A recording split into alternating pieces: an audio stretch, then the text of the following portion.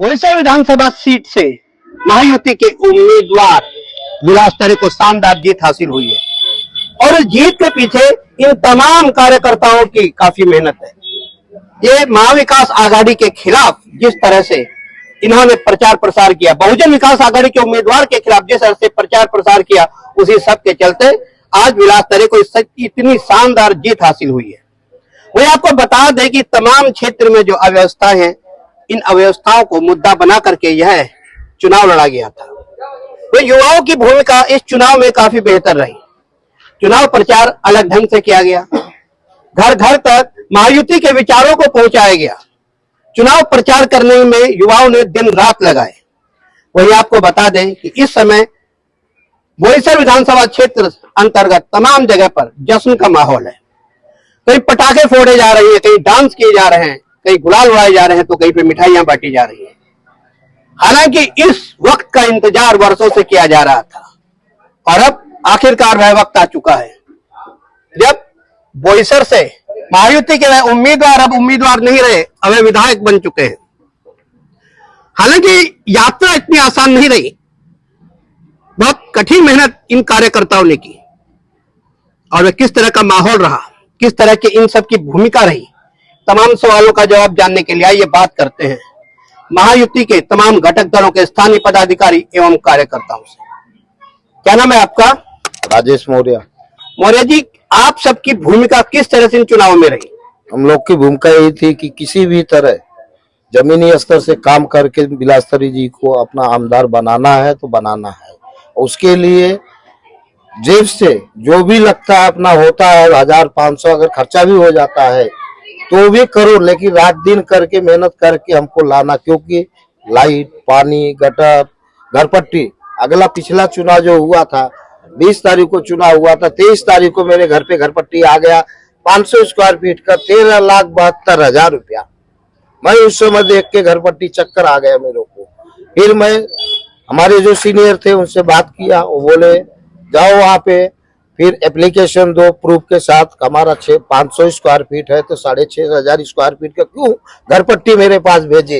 अगर कल को मेरे को हार्ट अटैक आ जाता है या कोई बीमारी आ जाती तो मेरे बच्चे की देखभाल तुम करते क्या?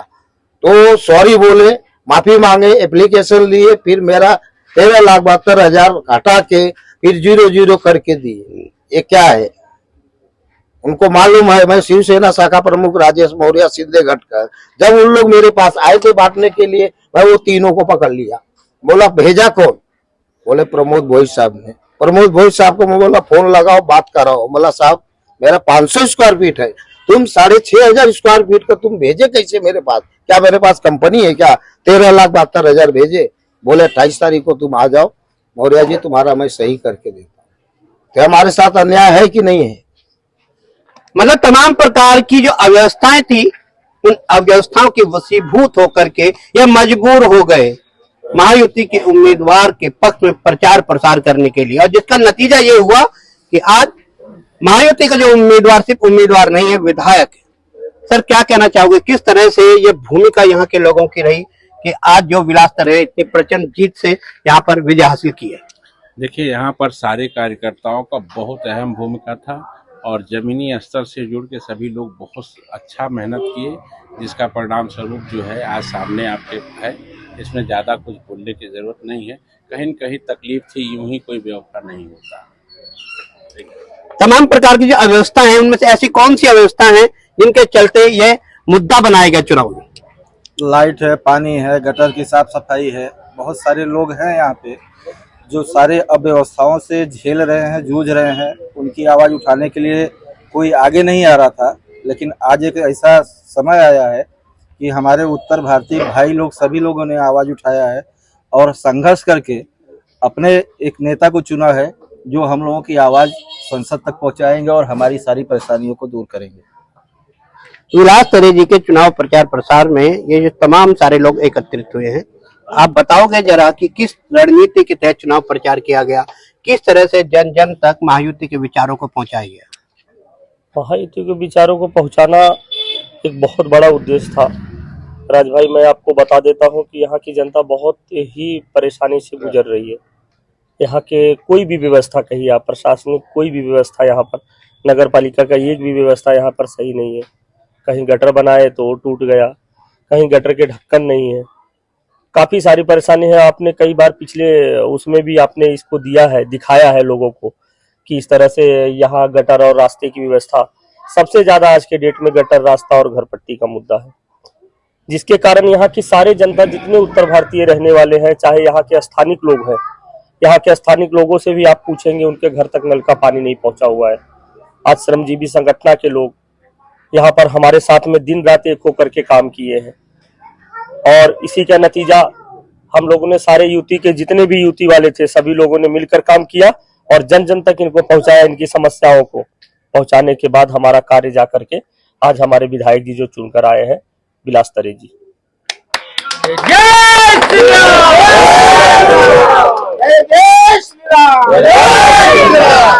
आपको बता दें कि ये जो क्षेत्र है यह स्लम क्षेत्र है। यहाँ पे शायद ही कोई हो जिसे समस्याओं से रूबरू न होना पड़े। तमाम प्रकार की समस्याएं हैं जो इन लोगों का जीवन स्तर को काफी कठिन बना देते हैं और इन्हीं सब समस्याओं को मुद्दा बना करके यह चुनाव लड़ा गया है। आप बताओगे कि किस तरह से यहाँ पे उत्तर भारतीयों को एकीकृत करके इस चुनाव में सकारात्मक लाभ प्राप्त किया गया है? उत्तर भारतीय पहले से एक थे पर उनकी वोट यहाँ पे नहीं थी, तो हम सारे उत्तर भारतीय हमारे देश के प्रधानमंत्री मोदी जी को धन्यवाद करेंगे। उन्होंने जो ऑनलाइन की सुविधा दी, ऑनलाइन होते ही हमारे सारे उत्तर भारतीय भाइयों का वोट बनाया गया और उसका परिमाण है। इसके पहले हम लोग लोकसभा में, इस बोईसर विधानसभा में 37,500 का लीड लिए से इस क्षेत्र से, और इस बार हम लोगों ने 40,000 के ऊपर से विलास तरे साहब को जिताया है। और सारा का सारा श्रेय, लगभग यहाँ पे 50,000 उत्तर भारतीय रहते हैं जिनका लगभग 18 से 20,000 वोट बन चुका है। अभी भी हमको लगभग 30,000 के ऊपर लोगों का वोट बनाना बाकी है। और रही बात आप असुविधा पूछ रहे राज भाई, यहाँ किसी प्रकार का कोई सुविधा नहीं है। यहाँ इतने बच्चे हैं, एक भी खेल का ग्राउंड नहीं है, इतने बच्चे हैं, एक भी सरकारी हॉस्पिटल नहीं है। ऐसा कोई भी सरकारी सुविधा नहीं है जो यहाँ के लोग उसका लाभ ले सके।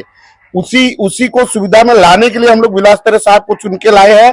अगले 5 साल में हम आपको आश्वासन देते हैं कि हमारी महायुति की सरकार और हमारे विलास तरे साहब यहाँ बहुत सारा ऐसा चेंजेस करेंगे जिससे हमारे उत्तर भारतीय समाज और यहाँ के लोग, मूल निवासियों को लाभ मिलेगा।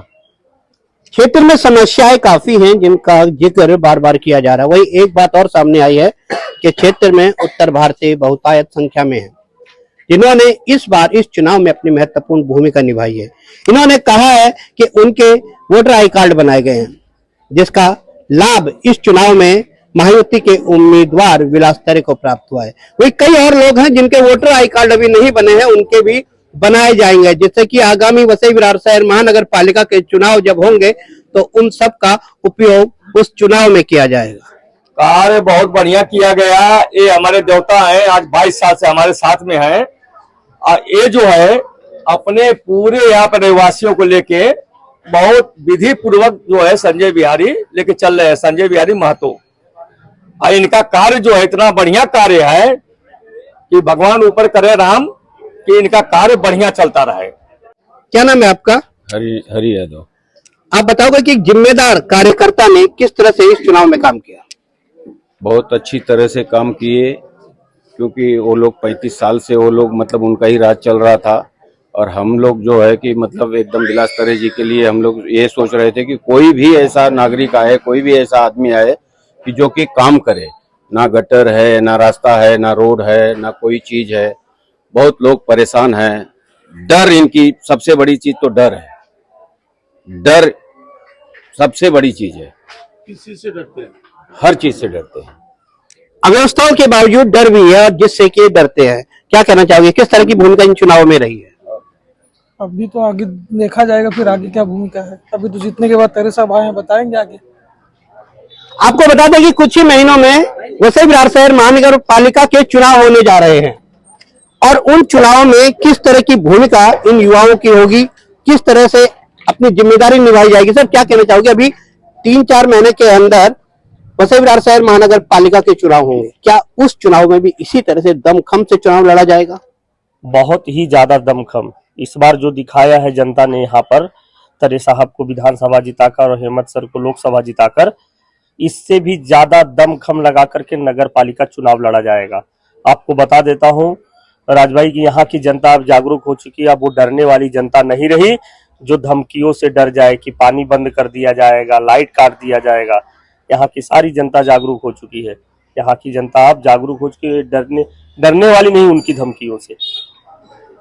यहाँ से डर का जिक्र निकल रहा है बार बार। आपको बता दें ये जो शख्स जो हमारे समक्ष मौजूद हैं, राजनीतिक तौर पर कई केस उन पर डाले गए थे पिछले कुछ सालों के दौरान, जिससे कि यह इनका चुनाव प्रभावित हो सके, किंतु अब इन्होंने कहा कि मैं तब नहीं डरा तो अब क्या डरूंगा। वैसे भी आगामी वसई विरार शहर महानगर पालिका के जो चुनाव होंगे, उन चुनाव में इन जैसे युवकों की महत्वपूर्ण भूमिका सामने आने वाली है। क्या नाम है आपका? मेरा नाम शांतनु प्रामाणिक है। क्या कहते हो, किस तरह की भूमिका क्षेत्र में इन लोगों के द्वारा निभाई गई? हम लोग दिन रात मेहनत किए और आगे भी करेंगे। अब देख रहे हो मेरा गला बैठ गया है, तो रात को सोना और दिन का खाना हम लोग भूल गए और आगे भी हम लोग इतना ही तेजी से काम करेंगे जो हम लोग को काम देख के आने वाले टाइम पे वोट मांगने की जरूरत नहीं पड़ेंगे। जितने लोग हैं हम लोग का काम देख के वोट देके जाएंगे सामने से। और जो ये हार बार वोटिंग के टाइम पे हम लोग को जो बोलते हैं ना, झूठ का लड्डू खिलाया जाता है, हम लोग को रास्ता बना देता हो, आप लोग मुझे वोट दो, गटर बना देता हो हम लोग। अच्छा, वोटिंग के टाइम पे तुम लोग बनाते हो और साल भर जब हम लोग जाते हैं साहब मेरा ये रास्ता बना दो, तब बोलते फंड नहीं है। वोटिंग के टाइम में अचानक कैसे फंड आ जाता है? वो भी एक बारिश का, एक दिन का। एक बारिश हो गया, रास्ता बह गया, अभी वो पैसा वापस आएंगे, वापस भरेंगे, वापस वो रास्ता बनाएंगे और हम लोग का जो वो पैसा टैक्स का तरफ पे घर पट्टी का जो भाव वो बढ़ाएंगे। तो ये सब एरिया में चल रहा है। तो झूठ का जो लड्डू खिला के लोगों का वोट जो ये लोग बटोरे, अभी सब समझदार है, समझ गए। अभी ये आगे कभी नहीं होएंगे। अभी बिलास तरह सब आगे बढ़ेंगे और भी आगे बढ़ेंगे। हम लाएंगे इधर शिवसेना और हमेशा अपनी यही सरकार चलते रहेगा यहाँ पे। जय श्री राम। इनका स्वास्थ्य भी प्रभावित हो गया। इन्होंने कहा दिन रात काम किया है और अब मुंह से सही ढंग से शब्द भी नहीं निकल रहे हैं, लेकिन हाँ, इन्होंने इतना दर्शा दिया कि हम प्रलोभन में नहीं आएंगे, झूठ का लड्डू नहीं खाएंगे। क्या कहना चाहते हो, किस तरह का आपके द्वारा काम किया गया चुनाव में? मैं श्रमजीवी संगठन का सामान्य कार्यकर्ता हूँ। जैसे हमारे वीर भाऊ पंडित, जैसे इन्होंने बोला कि अपना जो है विलास तरे सर, उनको चुन के लाने का है। अरे हमारे जो भाऊ जो बोलेंगे वो हम एक निष्ठा से करते हैं। सब दुनिया की इधर उधर हो जाएंगे, हाँ, लेकिन हमारे संगठन के कार्यकर्ते इधर नहीं जाते।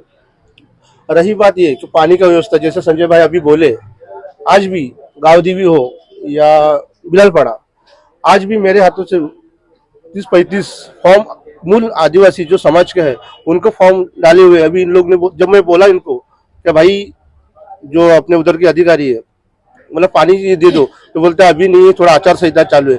जब आचार संहिता जब चालू है तो बीच में उस दिन फिर एक लोग खड्डे मार के किसको नल दे रहे थे? बोले स्थानिक लोगों को आचार संहिता है, और जो उन लोग के जिस आदमी लोग हैं उन लोग के लिए आचार संहिता नहीं है। उसी लिए और जो मैं सबसे धन्यवाद जो अपने मुख्यमंत्री साहब को देना चाहता हूँ कि जो लाडली बहन है, जो योजना के जो ये किया है वो बहुत अच्छा है। और सब उनको धन्यवाद देता हूँ जो अपने मित्र पक्ष है, जैसे महायुति की सरकार, और नगर सेवक में भी वही सरकार चलेगी। जय श्री राम। श्रमजीवी संगठन ने इस चुनाव में बड़ी महत्वपूर्ण भूमिका निभाई है।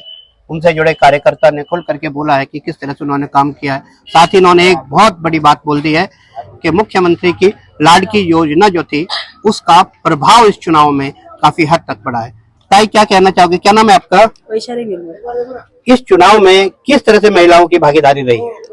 पूरा सहयोग मिला है महिलाओं का, क्योंकि जो लाडली बहन का योजना जो था ये तो उद्धव ठाकरे जी ने बाद में बोला कि हाँ हम 3,000 दे देंगे करके, लेकिन इन्होंने तो पहले से ही शुरू किया था। तो सबको भरोसा था कि आगे अभी मिला है तो आगे भी मिलेगा। और पहले जब उनका पहले का भाषण था उसमें उन्होंने बोला था जो जो योजना उन्होंने चालू की फिर वो बंद कर दी जाएंगी। तो वो कहीं ना कहीं औरतों को डर था ना कि जो मिल रहा है वो भी हमको नहीं मिलेगा। आज कितनी औरतें ऐसे गरीब है कि जिनका घर उस पर चलता है, बच्चों की फीस भरी जाती है।